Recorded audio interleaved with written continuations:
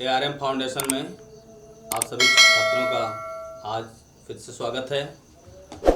आज के इस वीडियो में प्रकाश के अपवर्तन की बात करेंगे, क्योंकि इससे पहले वीडियो में हम प्रकाश के बारे में आपको बता चुके हैं, प्रकाश के परावर्तन की घटना को समझा चुके हैं, प्रकाश का नियम आपको बता दिया गया है। आज के इस वीडियो में हम देखेंगे प्रकाश से जुड़ी हुई घटना अपवर्तन की। प्रकाश में अपवर्तन किस प्रकार से होता है, इसलिए तो हमारी हेडिंग होगी प्रकाश का अपवर्तन। प्रकाश का अपवर्तन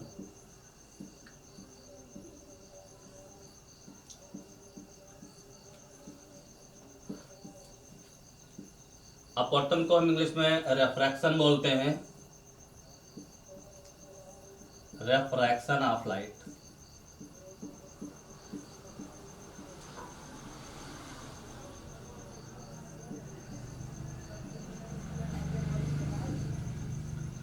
देखिए, परावर्तन की घटना को देखने के लिए हमने बताया था कि जो हमारे पास माध्यम होते हैं, हम दो माध्यम लेते हैं या एक माध्यम या दोनों माध्यमों को अलग करने के लिए एक हमने लाइन खींची थी,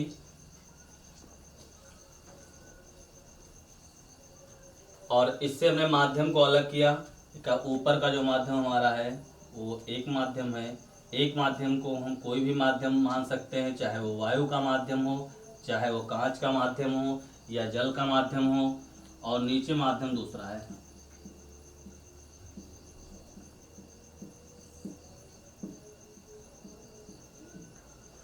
दो प्रकार के माध्यम हैं। इन माध्यमों को पृथक करने के लिए एक तल ले लिया गया जो इन माध्यमों को पृथक करता है। अब देखिए, प्रकाश की किरण इस माध्यम में आएगी, एक माध्यम में चलेगी, चूंकि सीधी चलती है तो प्रकाश की किरण सीधी चलती हुई इस माध्यम को अलग करने वाले तल पर पहुंचेगी। पिछले वीडियो में जब हम प्रकाश का परावर्तन पढ़ रहे थे तो हमने इस तल को पृथक करने के लिए जो लाइन खींची थी, इसके एक तरफ पॉलिश किया था। एक तरफ पॉलिश इसलिए किया था क्योंकि हमें प्रकाश की किरण को इधर इसमें नहीं जाने देना था, इसमें जाने से रोकना था, उसको परावर्तित कर देना था उसी माध्यम में परावर्तित कर देना था। इसीलिए हमने इसके एक तरफ पॉलिश कर दिया था।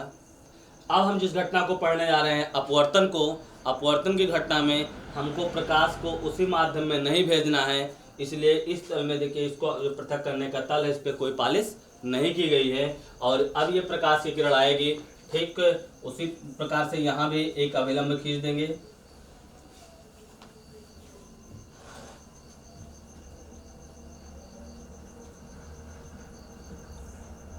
एक ये लाइन खींच दी गई, ये अभिलंब का काम करेगी।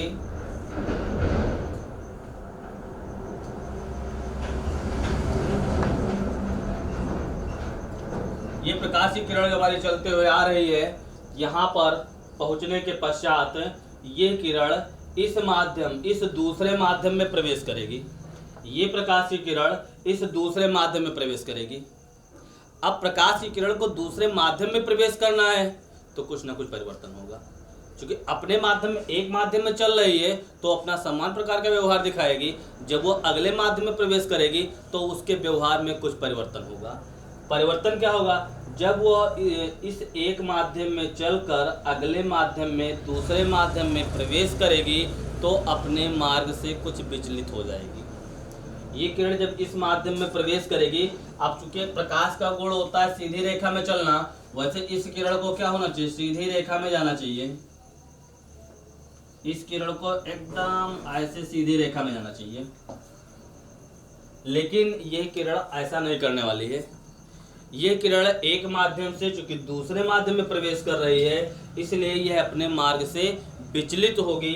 अब मार्ग से विचलित होगी अर्थात जो ये सीधी रेखा में जा रही है वो सीधी नहीं जाएगी, वो या तो इधर घूमेगी और या तो इधर घूमेगी, वो अपना रास्ता छोड़ेगी।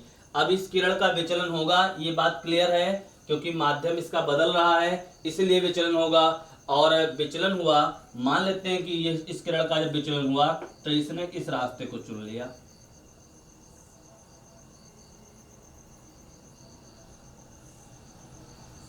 जाना चाहिए इसको इस रास्ते पे, जो ये डॉट डॉट दिखाई दे रहा है, इस रास्ते पे इस किरण को जाना चाहिए, लेकिन ये माध्यम बदला तो इसने अपना रास्ता भी बदल लिया, ये अपने मार्ग से विचलित हो गई। और प्रकाश किरण का एक माध्यम से दूसरे माध्यम में जाने पर अपने मार्ग से विचलित हो जाना ही प्रकाश का अपवर्तन है। परिभाषा बिल्कुल रटने की आवश्यकता नहीं है। हमने बताया जब माध्यम बदलेगा तो किरण अपना रास्ता बदल लेगी, किरण अपना मार्ग बदल लेगी, और इसका मार्ग बदलना ही कहलाता है प्रकाश का अपवर्तन, अर्थात रेफ्रैक्शन ऑफ लाइट। तो रेफ्रैक्शन ऑफ लाइट में प्रकाश की किरण एक माध्यम से चलकर दूसरे माध्यम में प्रवेश करती है तो अपने मार्ग से कुछ विचलित हो जाती है, और उसके मार्ग से कुछ विचलित होने की इस घटना को प्रकाश का अपवर्तन कहते हैं। फिर से देखेंगे, प्रकाश की किरण को हमने परावर्तन की भांति एक तल पृथक किया। एक माध्यम हमारा ऊपर का है, दूसरा माध्यम हमारा नीचे का है। प्रकाश की किरण एक माध्यम में चलते हुए आ रही है, यहाँ से ये दूसरे माध्यम में प्रवेश कर रही है। प्रवेश करने पे इसको सीधे जाना चाहिए, लेकिन सीधे नहीं जा रही है, इसने अपना रास्ता बदल लिया है, इस रास्ते पे जा रही है, अर्थात इसका मार्ग बदल गया और मार्ग से अपने विचलित हो गई, और विचलित होने की घटना को ही हम प्रकाश का अपवर्तन कहते हैं। सबके समझ में आ गया होगा। अब बात करते हैं जिस प्रकार से परावर्तन में परावर्तन के बाद परावर्तन का नियम आया था, उसी प्रकार ठीक उसी प्रकार से अपवर्तन टॉपिक से जुड़ा हुआ अपवर्तन का नियम है, और अपवर्तन के भी दो नियम हैं। अपवर्तन के भी दो नियम हैं। इस माध्यम को हटा देते हैं थोड़ा, इनके नियम की बात करते हैं। तो जो अपवर्तन से जुड़ा नियम है, अगर आपको परावर्तन का नियम याद हो गया है तो समझिए आपको अपवर्तन का भी नियम याद हो गया। बहुत आसान सा। अपवर्तन के पहले नियम की बात करते हैं। पहले नियम को जानने से पहले हम इन किरण के नाम को पुनः देखेंगे, क्योंकि हमारे पास कुछ नई किरण आ चुकी है। जैसे ये किरण हमारे पास परावर्तन में भी थी, इसको हमने वहां पे नाम दिया था आपतित किरण, यहां भी इसको आपतित किरण कह लेंगे।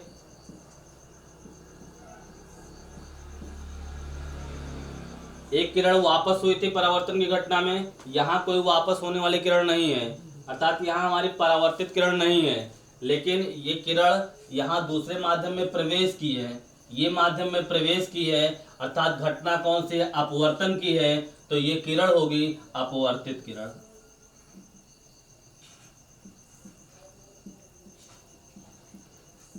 इस किरण का नाम हो गया अपवर्तित किरण।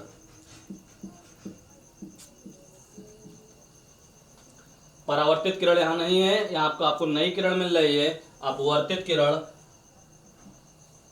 और आगे देखेंगे, अविलंब आपके पास है, यहाँ फिर कोण की बात आ रही है, एक कोण यहाँ बन रहा है अविलंब और आपतित किरण के बीच में। इस कोण को परावर्तन की घटना में आपतन कोण कहा गया था, यहाँ भी इसको आपतन कोण कहेंगे।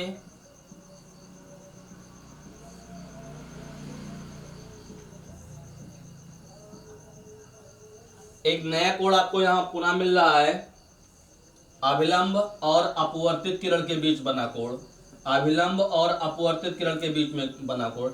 इस रेखा को केवल हमने समझने के लिए दिखाया था कि ये इसको इस रास्ते में जाना चाहिए, लेकिन अपने मार्ग से विचलित हो रही है। इसकी आवश्यकता यहाँ नहीं है, इसको हम हटा सकते हैं। ये हमारी आने वाली किरण आपतित किरण हुई, ये इस माध्यम में जाने वाली किरण अपवर्तित किरण हुई, और अभिलंब और अपवर्तित किरण, अविलंब और अपवर्तित किरण, इसके बीच में जो कोण बन रहा है, इस कोण का नाम हम देंगे अपवर्तन कोण।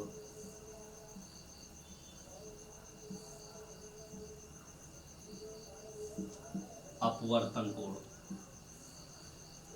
अब हम बात करते हैं पहले नियम की। पहले नियम में ठीक परावर्तन की तरह अब आपतित किरण, वहां हमने परावर्तित किरण की बात की थी, यहां हमारे पास परावर्तित किरण नहीं है, आपतित किरण है, और अपवर्तित किरण है। आपतित किरण, अपवर्तित किरण,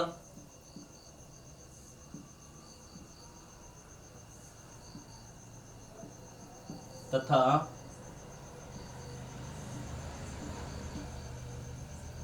आपतन बिंदु पर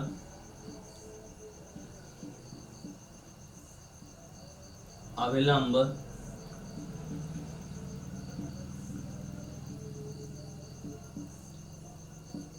एक ही तल में होते हैं।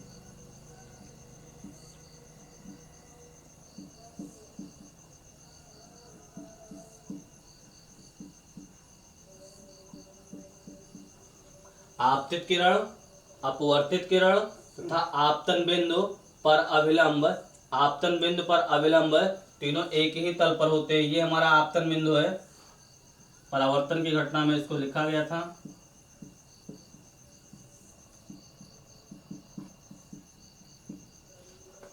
तो देखिए फिगर से, आपतित किरण, अपवर्तित किरण तथा आपतन बिंदु पर अभिलंब तीनों एक ही तल में होते हैं। ध्यान देना, एक ही तल की बात की गई है, माध्यम की बात नहीं की गई है। माध्यम हमारे पास ऊपर पहला माध्यम है। ये माध्यम कोई भी ले सकते हैं, चाहे वायु का हो या कांच का हो या फिर जल का हो। हम इस माध्यम को भी दूसरा माध्यम चुनेंगे। अगर ऊपर हमने वायु का माध्यम ले लिया है तो नीचे हम जल का या कांच का माध्यम ले सकते हैं। माध्यम हमारा चेंज रहेगा। माध्यम की बात यहाँ नहीं की जा रही है। ये तीनों एक ही तल में होते हैं बात की जा रही है, ना कि एक ही माध्यम में होते हैं। ये हमारा पहला नियम आया। और दूसरे नियम की बात करेंगे तो दूसरा नियम हमारा कोण पर आधारित होता है। दूसरा नियम कोण पर आधारित है। अब कोण के लिए हम बात करेंगे आपतन कोण की, बात करेंगे अपवर्तन कोण की। तो दूसरा नियम देखेंगे,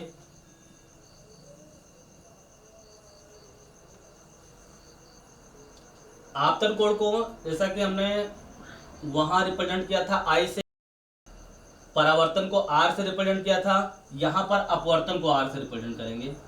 अपवर्तन को आर से रिप्रेजेंट करेंगे। वहां उस परावर्तन की घटना में हमें ये आपतन कोण परावर्तन कोण के बराबर मिला था, यहां बराबर नहीं मिलने वाला है। यहां बराबर मिलेगा लेकिन ये अनुपात के रूप में बराबर होगा। ये कोण यहाँ पर अनुपात के रूप में बराबर होगा और इसके साथ एक सिंबल जुड़ेगा साइन, जो त्रिकोणमिति से लिया गया है। हमें सीधी भाषा में यहाँ पे कह सकते हैं कि जो साइन होगा किसका, आई का, आपतन कोण का साइन तथा अपवर्तन कोण का साइन अर्थात साइन आर, ये बराबर होता है नियतांक, कांस्टेंट।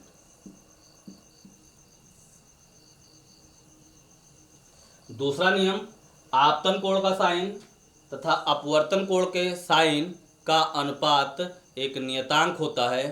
ठीक है। और जो नियतांक यहाँ पे लेते हैं वो नियतांक यन लेते हैं और यन को यहाँ अपवर्तनांक कहा गया है।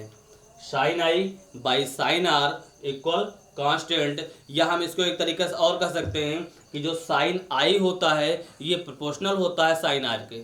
Sine i proportional sine r, तथा आपतन कोण, अगर हम साइन न कहें तो साइन की जगह पे ज्या बोल सकते हैं। त्रिकोणमिति में आपने पढ़ा होगा, ज्या साइन को कहते हैं, कोज्या कॉस को कहते हैं। तो हम ये भी कह सकते हैं आपतन कोण की ज्या तथा अपवर्तन कोण की ज्या का अनुपात एक नियतांक होता है। ये बात अपवर्तन के दूसरे नियम की है। ये दोनों एक दूसरे के प्रोपोर्शनल होते हैं और या फिर इनका अनुपात एक नियतांक होता है। जो नियतांक हम बाद में आज पे चूज करते हैं वो नियतांक n लिया जाता है और n को अपवर्तनांक कहा जाता है। बाद में जब इनका दूसरा नियम आ गया तो एक वैज्ञानिक थे स्नेल ने इस नियम की पुष्टि की और स्नेल का भी नाम इस नियम से जोड़ दिया गया। अपवर्तन के दूसरे नियम को एक वैज्ञानिक थे स्नेल के नियम के नाम से भी जाना जाता है। अक्सर एक क्वेश्चन पूछा जाता है, दोनों तरीके से पूछा जाता है।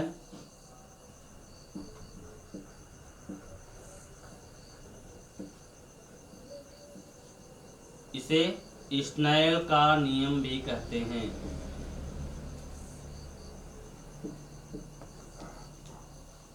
ये जो sine i by sine r equal constant है, इसको हम अपवर्तन का दूसरा नियम या फिर स्नेल का नियम कह सकते हैं। फिर से एक बार हम रिवाइव करेंगे। हमने प्रकाश के अपवर्तन टॉपिक को आज के वीडियो में लिया था। अपवर्तन की घटना में हमने आपको दिखाया कि जब भी कोई प्रकाश किरण एक माध्यम से चलकर दूसरे माध्यम में प्रवेश करती है तो अपने मार्ग से कुछ विचलित हो जाती है और इस विचलित होने की इस घटना को हम प्रकाश का अपवर्तन कहते हैं। फिर अपवर्तन के दो नियम आए। अपवर्तन का पहला नियम, आपतित किरण, अपवर्तित किरण तथा आपतन बिंदु पर अभिलंब तीनों एक ही तल में होते हैं। और इसका दूसरा नियम, आपतन कोण का साइन तथा अपवर्तन कोण के साइन का अनुपात एक नियतांक होता है और इसे स्नेल का नियम भी कहते हैं। ये इनका दूसरा नियम हुआ। अब यहाँ एक बहुत ही बड़ी बात समझने वाली निकल के आती है कि यह किरण जो यहाँ से सीधे आई थी वो अपने मार्ग से विचलित हुई। इस किरण को हमने इधर ही क्यों विचलित किया? ये किरण अभी हमने बताया था कि ये किरण ऐसे सीधे जानी चाहिए, इस किरण को हमने विचलित कर दिया, इधर ही विचलित किया। यहाँ पे एक प्रश्न बनता है कि यह किरण इधर विचलित हुई तो क्या यह इधर नहीं विचलित हो सकती है? हो सकती है, बिल्कुल हो सकती है। आपका सोचना एकदम सही है। यह किरण अगर मार्ग से विचलित हुई है इस साइड में तो मार्ग से इस साइड में विचलित हो सकती है, लेकिन ये निर्भर करता है माध्यम पर। हमने माध्यम कैसा सिलेक्ट किया है। अगर हमारा ऊपर का माध्यम विरल है और नीचे का माध्यम सघन है तो ये जो किरण होगी हमारी ये अभिलंब से दूर हटेगी। अगर माध्यम हम चेंज कर देते हैं तो ये अभिलंब की ओर झुकेगी, अर्थात ये दोनों घटनाएं यहाँ हो सकती हैं। ये किरण इधर भी विचलित हो सकती है और इधर भी अपने मार्ग से विचलित हो सकती है। ये बात हम डिपेंड करेगी हमारे माध्यम पे, हमने पहला माध्यम कैसा लिया है और दूसरा माध्यम कैसा लिया है। अपेक्षा करते हैं कि ये सारे टॉपिक आपके अच्छे से समझ में आए होंगे।